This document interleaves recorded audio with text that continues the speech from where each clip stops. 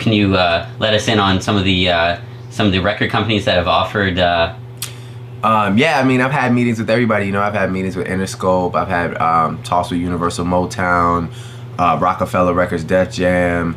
I had a big meeting last week with Koch, Sony, Epic. Oh yeah. That looks like a pretty good situation. I don't know. I mean, you know, originally I really wanted to be on Def Jam or Rockefeller, but you know, they got a lot of artists over there right now, and I think that what I have to offer is very unique. You know, it takes somebody who really is trying to break into a mainstream market and understands the power of marketing itself. And I'm not saying Def Jam Rockefeller does, but I think that maybe they're what they need right now in terms of artists is a little different than where I'm at. A lot of rap music, it's all about the online hype. You have Soulja Boy, you have other artists, and they just, you know, they see these big names for the record labels and they say, okay, I've had all this internet hype. Yeah. This isn't doing anything for me. It just it's a record label name. It's just not getting me any new fans or putting my name out. You gotta kind of they have to complement each other. You know, the artist has to complement the label and vice versa,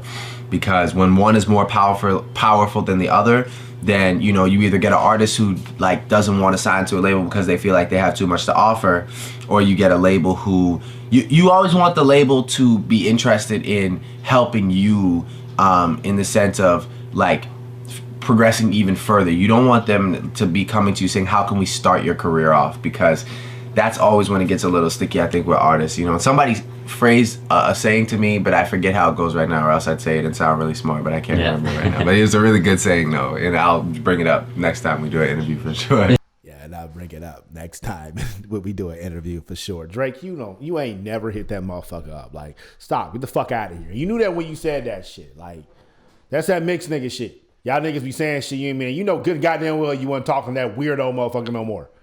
Plus, it's fucking 11 years ago. He never hit that dude up again. Bet money. Or send me a clip. Shit.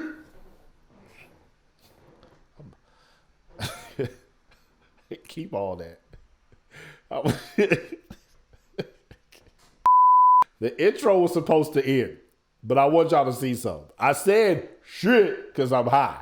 And then I start swinging my hand, and when you combine all of it together, I look like I'm higher than I actually am. I'm not that high, but I'm high. My ducks, my swans, welcome to the pond. My name is Dorian from Group82Music.com, and right here we got Drake talking about the labels that wanted to sign him. This nigga named everybody, every motherfucking body. But I want y'all to see, like, he was actively shopping for a deal. This isn't normal. That's not how it usually works for people. He literally named every single label that was out at that time, and he was actively shopping for a deal because he had inroads into the music industry. Now, when you have inroads into the music industry and you decide to put out music commercially like he did, you're gonna have people who are gonna say, hey, we need to go directly to a label. So for Drake, that was obviously the best decision for going in and signing with a label, because Drake is big, he's massive, he's one of the biggest stars ever. If he was independent, his music would have still been good, but I don't know if he would be as big as he is today. You still hear him talk about the internet and how the labels don't get it and all this stuff, and look at where we are today. Everything's about the internet. If you're not popping on the internet, they don't even give a fuck no more. If you ain't got no followers on Instagram, they don't care. You got no YouTube subscribers, they don't care. You got no streams, they don't care. You gotta have these things in order to get an opportunity now. You need to have social proof, and not on some clout chasing shit, which a lot of them are, as Saweetie said in her tweet. Her label is all about clout, but labels take on a risk. Kinda. They put the money up for you, but then they charge you with interest for everything that they pay for. But with that said, it still is a risk, because if they put the money up and they charge you with interest, but your shit flops, they don't get their money back. So that I do understand on their behalf. So with that said, they want to make sure that they have the closest thing to a guarantee on their return on investment. Let's put ROI up, return on investment. They want to make sure that if they give you $100,000, that they're going to make $1 million. And the best way to make sure of that is if that person already has an audience. If you already have an audience who is following you, who is paying attention to you, who wants to buy from you, who listens to you, that is a much easier return on investment pathway than somebody who don't have any of that. And some of y'all don't have any of that. And y'all be in my comments trying to tell me what I need to be doing. You don't have an audience. That's why you ain't getting no streams. That's why you can't sell no merch. That's why you can't book no shows. That's why you can't do your music full time. And that's why you work at Grease Monkey. You gotta have a fucking audience. Okay, Duck, then how do you build an audience? What do you want? You want me to give you 3 keys to build an audience? You want 3 keys? That what y'all want? Here's what these niggas want. This is what these niggas want, Duck. What they want? This what y'all niggas want? All right, cool. I'm gonna give y'all 3 keys to build an audience. Stammering over my words and shit. Number 1, educate. It's what I do every goddamn day. I educate. I educate on YouTube. I educate on Instagram. I give y'all knowledge that can make you some money. You know some shit. You know how to draw anime. You know about tantric yoga and how to make people come by just looking in their eyes. You know how to braid hair. You know how to do something. So educate, motherfucker, and make some money. Number 2, entertain.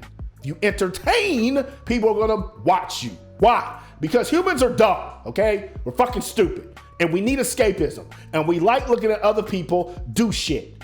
Random shit. Whether it's skateboarding, whether it's a comedy skit, whether it's people watching people in malls and libraries and shit. That's like a thing motherfuckers like to do. They like to watch people. So figure out what's entertaining to you and put that on your social media, and that will grow your shit. Last one is erotica. This is simple, okay? Some folks look good, some folks don't. We all got qualities that people like. We all got qualities people don't like. If you got more qualities that people like about you than don't like, and you don't know how to educate, and you don't know how to entertain, then don't put your ass on social media with your shirt off, with your pants off. You a girl, have the thong, have the sports bra, have the whatever, do the makeup, do the hair. You a fella, get the fade, get everything lined up, you know what I mean? Do that. And just turn motherfuckers on from afar. You ain't gotta fuck nobody. You ain't gotta suck nobody. You ain't gotta lick nobody. You ain't gotta do shit. You gotta do shit, but take the right picture and post that bitch, and you'll build a platform. You'll build your social media. Educate, entertain, erotica. 3 E's. Y'all hear me talk about it all the time. Don't tell me I ain't helped your ass no more. No more excuses. You wanna build your social media? There you go. You need the formula on how to do it? Okay, now you need some extra shit. And for that, that's what the links are for. You want the formula on how I did it through education, and it's also going to work for entertainment and erotica? Click the link up top on Instagram. Click the link in the box on YouTube. I'm out the pod. Y'all stay true. Christopher B. A little Weezy. D.R.E. D.O.G. Bitch, that shit fire.